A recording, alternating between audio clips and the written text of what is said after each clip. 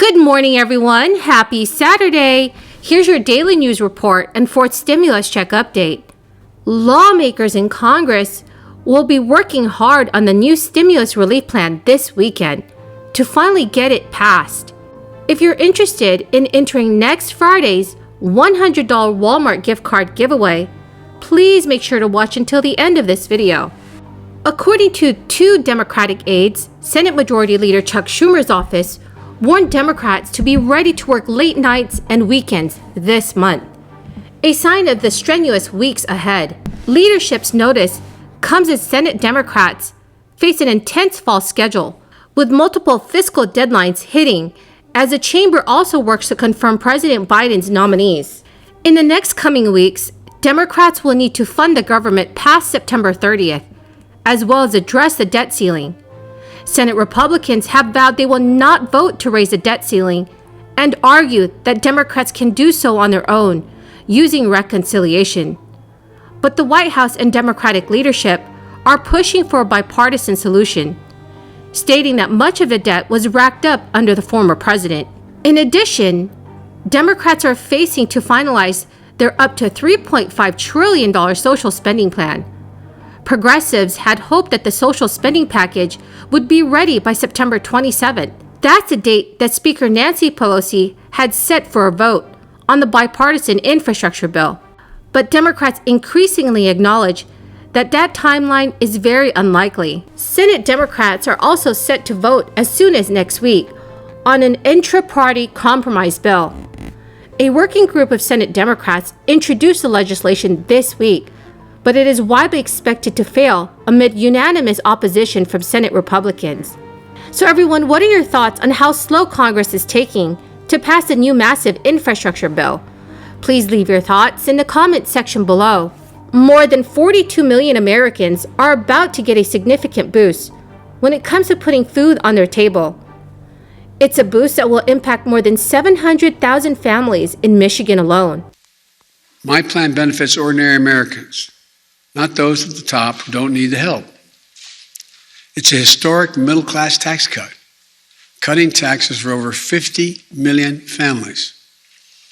My Republican friends are making a different choice, though. They'd rather protect the tax breaks of those at the very top than give tax breaks to working families. It's that simple. But let me ask you this.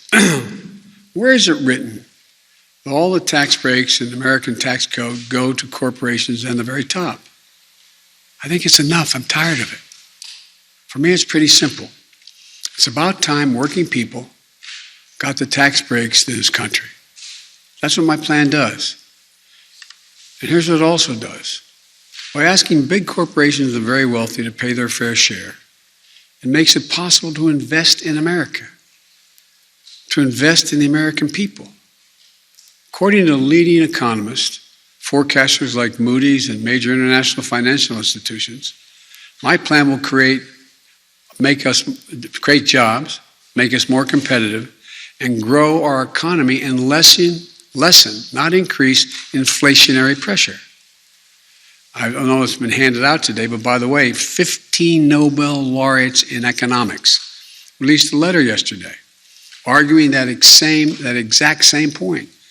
They said, and I quote, and this is from 15 Nobel laureates in economics, quote, because this agenda, the one I'm talking about, mine, because this agenda invests in long-term economic capacity and will enhance the ability of more Americans to participate productively in the economy, it will ease long-term inflationary pressures. Beginning this October 31st, the program, once known as food stamps, will be receiving the single largest increase in the program's 46-year history. Nearly 9 out of 10 people on Supplemental Nutrition Assistance Program are reportedly facing barriers to achieving a healthy diet.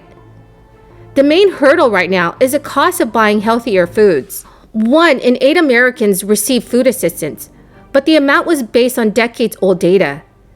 That is about to change.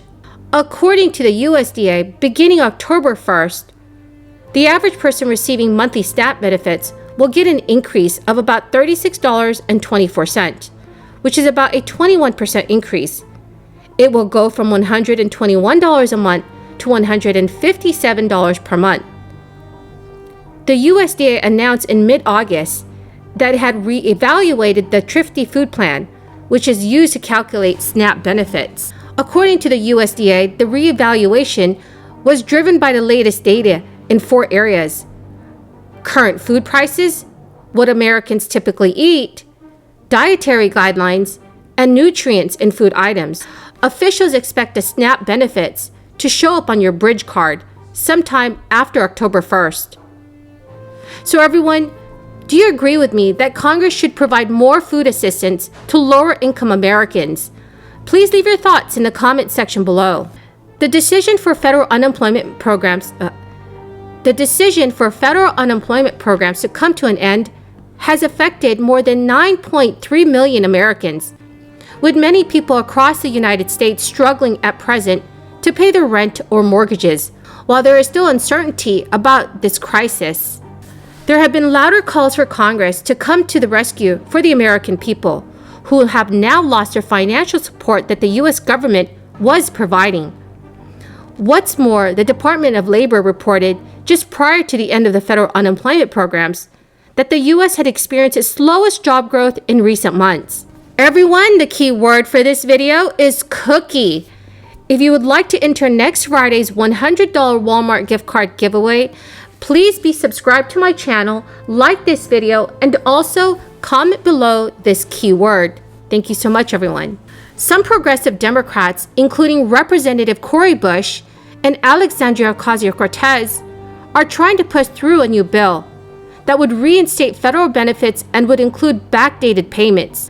This comes after the likes of Representative Ocasio-Cortez and others had tried to propose legislation to extend the federal unemployment programs, but ultimately, they were encouraged by many others to stop their efforts.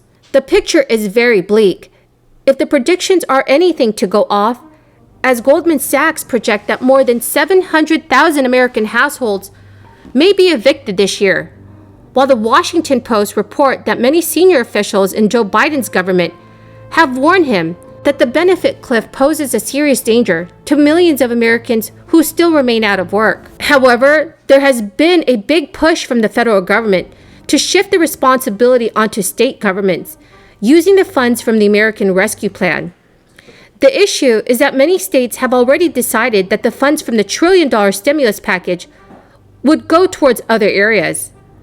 Federal data on the end of the federal unemployment programs will not be available until late October or early November, which may be too late for millions of Americans who are currently on the cusp of falling into poverty. Thank you so much, everyone, for joining me here this morning. I greatly and truly appreciate it. The winner of this week's $100 Walmart gift card giveaway is Kim Dean. Congratulations, Kim! And please, Kim, remember to respond to my comment to receive your gift card. Thank you so much, everyone, and have a very, very blessed weekend.